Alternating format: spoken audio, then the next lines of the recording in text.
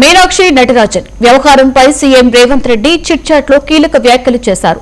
మీనాక్షిపై ఎలాంటి కేసులు లేవు అన్నారు. బీజేపీ తొలుత ఓటు చోరీ, ఇప్పుడు సీట్ చోరీ చేస్తుందని ఆరోపించారు. కిమ్ని బీజేపీ ఆదర్శంగా తీసుకుంటుందని విమర్శించారు. మరొకవైపు పవన్ తో తనకు ఎలాంటి ఇబ్బంది లేదని చెప్పారు.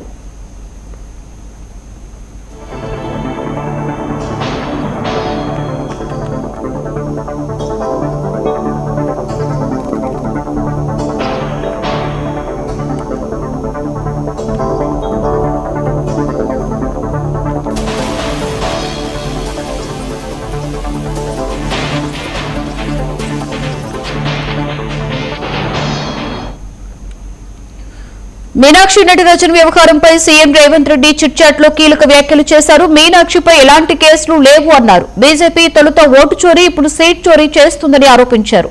కిమ్ని బీజేపీ ఆదర్శంగా తీసుకుందని విమర్శించారు. మరొకవైపు పవన్ తో తనకు ఎలాంటి ఇబ్బంది లేదని చెప్పారు సీఎం.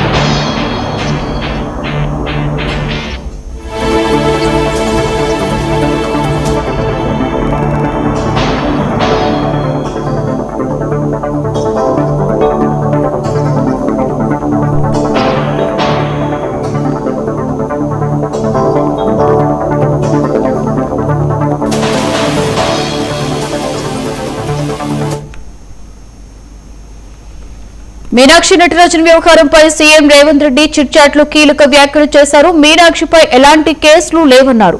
బీజేపీ తొలుత ఓటు చోరీ, ఇప్పుడు సీట్ చోరీ చేస్తుందని ఆరోపించారు. కిమ్ని బీజేపీ ఆదర్శంగా తీసుకుందని విమర్శించారు. మరొకవైపు పవన్ తో తనకు ఎలాంటి ఇబ్బంది లేదని చెప్పుకొచ్చారు. ఇదే అంశం మీద మరింత సమాచారాన్ని మా Delhi bureau chief Naveen live లో అందిస్తారు. నవీన్,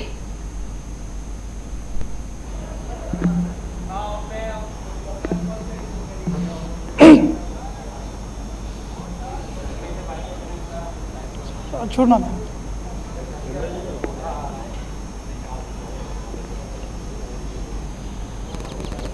అట ఢిల్లీ పర్యటన ఉన్నటువంటి సీఎం రేవంత్ రెడ్డి కొద్దిసేపటి క్రితమే ఆ చిట్ చాట్ కూడా నిర్వహించడం జరిగింది. ఆ చిట్ చాట్లో అనేక అంశాలపై కూడా ప్రస్తావించినటువంటి పరిస్థితి నెలకొంది. ముఖ్యంగా మీనాక్షి నటరాజన్ సంబంధించినటువంటి అంశం ఇప్పుడు దేశవ్యాప్తంగా కూడా చర్చనీయాంశంగా మారినటువంటి పరిస్థితి నెలకొంది. ఎందుకంటే తెలంగాణ ఇన్ఛార్జిగా ఉన్నటువంటి మీనాక్షి నటరాజన్ మధ్యప్రదేశ్ నుంచి కూడా పోటీ చేసినటువంటి పరిస్థితి, దాన్ని అక్కడ ఉన్నటువంటి అబ్జర్వర్స్ కూడా తిరస్కరించినటువంటి పరిస్థితి నెలకొంది. ఎందుకంటే తెలంగాణలో కేసు ఉందని చెప్పేసి కూడా వారు చెప్పినటువంటి పరిణామాలు కనిపిస్తున్నాయి. ఈ అంశాలపై ముఖ్యమంత్రి రేవంత్ రెడ్డి కూడా స్పందించారు. తెలంగాణలో మీనాక్షి నటరాజన్పై ఇక్కడ కూడా ఎటువంటి కేసు లేదు, కానీ బీజేపీ జాతీయ అధ్యక్షుడు నితిన్ నబీన్తో పాటు అక్కడ ఉన్నటువంటి రిటర్నింగ్ ఆఫీసర్ ఎవరైతే ఉన్నారో వారిద్దరూ కావాలని చెప్పేసి కూడా ఈ విధంగా డిస్మిస్ చేశారనే అంశాలపై కూడా రేవంత్ రెడ్డి ఈ అంశాలను కూడా ప్రస్తావించినటువంటి పరిస్థితి నెలకొంది. ఎందుకంటే గతంలో అనేక మందిపై కూడా కేసులు నమోదవుతాయి, కానీ కేసుకు సంబంధించినటువంటి అంశాలు ఏవైతే ఎఫ్ఐఆర్ నమోదవుతున్న మాత్రమే ఆ అఫిడవిట్లో మెన్షన్ చేయాలనే విషయాన్ని కూడా సీఎం రేవంత్ రెడ్డి కూడా ఈ విషయాన్ని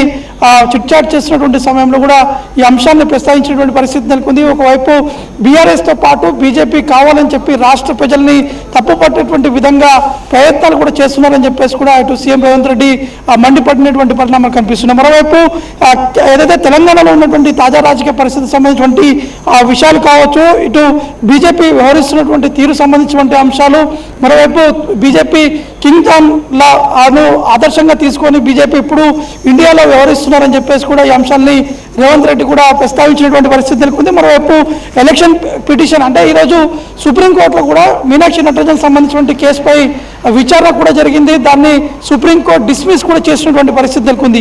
అది సుప్రీంకోర్టులో విచారించింది కాదు, ఖచ్చితంగా ఎలక్షన్ పిటిషన్ కూడా దాఖలు చేయాలని చెప్పేసి కూడా సుప్రీంకోర్టు తెలిపినటువంటి నేపథ్యంలో ఇప్పుడు మళ్ళీ ఇటు ఎలక్షన్ పిటిషన్ కూడా వారు దాఖలు చేసేటువంటి అవకాశం కనిపిస్తుంది. ఖచ్చితంగా మేమే గెలుస్తామని చెప్పేసి కూడా మాకు నమ్మకం ఉందని చెప్పేసి కూడా సీఎం రేవంత్ రెడ్డి ఈ అంశాన్ని కూడా కూడా ప్రస్తావించినటువంటి పరిస్థితి నెలకొంది. మరోవైపు కేసీఆర్ని చూసి బీజేపీ పార్టీ ఈ విధంగా నేర్చుకుంటున్నారు. ఎందుకంటే గతంలో కేసీఆర్ 10 ఏళ్ల పాటు అధికారం ఉన్నటువంటి సమయంలో ఏ విధంగా పార్టీలో చేర్చుకున్నటువంటి సంబంధించినటువంటి అంశాలు కావచ్చు, ఇంకా అనేక అంశాలపై కూడా ఇటు రేవంత్ రెడ్డి కూడా ప్రస్తావించినటువంటి పరిస్థితి నెలకొంది. ఇక పవన్ కళ్యాణ్ సంబంధించినటువంటి విషయానికి వస్తే కూడా ఇటు పవన్ కళ్యాణ్ ఇటీవలే తెలంగాణలో పర్యటన చేస్తానని చెప్పేసి కూడా కామెంట్స్ కూడా చేయడం జరిగింది. దాంతోపాటు ఆంధ్ర తెలంగాణ సంబంధించినటువంటి అంశాలు పెద్ద ఎత్తున చర్చనీయాంశంగా మారినటువంటి పరిణామాలు కనిపిస్తున్నాయి. తెలంగాణలో ఉన్నటువంటి మంత్రులు కూడా పవన్ చెప్పినటువంటి అంశాలపై కూడా తిప్పికొట్టేటువంటి ప్రయత్నాలు కూడా చేశారు. కానీ ఈరోజు రేవంత్ రెడ్డి కూడా ఒక స్పష్టమైనటువంటి క్లారిటీ కూడా ఇవ్వడం జరిగింది.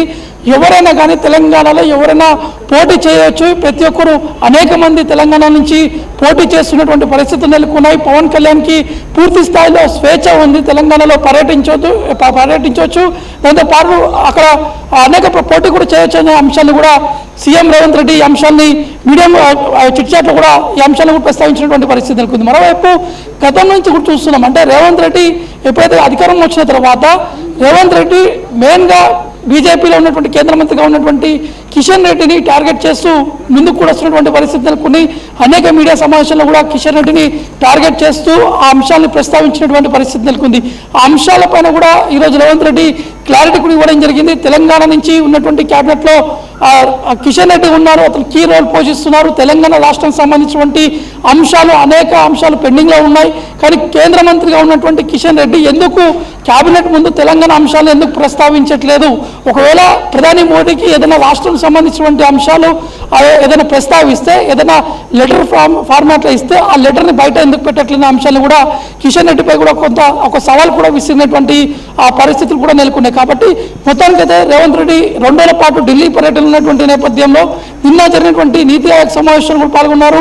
ఆ సమావేశంలో రాష్ట్రానికి సంబంధించినటువంటి డెవలప్మెంట్ ఏ విధంగా జరగాలి, ఏ విధంగా ముందుకు వెళ్ళాలి, ఏ విధంగా ఉండాలి అనే అంశాన్ని కూడా ఒక పవర్ పాయింట్ ప్రెజెంటేషన్ ద్వారా నీతి ఆయోగ్ సమావేశంలో ప్రస్తావించాలని చెప్పేసి కూడా రేవంత్ రెడ్డి కూడా చెప్పడం జరిగింది. నిన్న రాత్రి కేంద్ర మంత్రి కూడా కలవడం జరిగింది. ఈరోజు ఉదయం రాహుల్ గాంధీతో కలిసి ఉన్నటువంటి తాజా రాజకీయాలకు సంబంధించినటువంటి అంశాలపై కూడా పూర్తి స్థాయిలో వివరించాము. ఏ విధంగా 2047 దిశగా తెలంగాణ ముందుగా రైజింగ్ సిటీగా ఏ విధంగా ముందుకు వెళ్ళాలనే అంశాలపై కూడా పూర్తి స్థాయిలో ఢిల్లీలో ఉన్నటువంటి కొంతమంది పెద్దలతో కూడా చర్చించామని చెప్పేసి కూడా రేవంత్ రెడ్డి కూడా చెప్పడం జరిగింది. కాబట్టి 2 రోజుల పాటు ఢిల్లీ పర్యటన ముగించుకొని కొద్దిసేపటి క్రితమే రేవంత్ రెడ్డి ఢిల్లీ నుంచి హైదరాబాద్ కూడా బయలుదేరడం జరిగింది.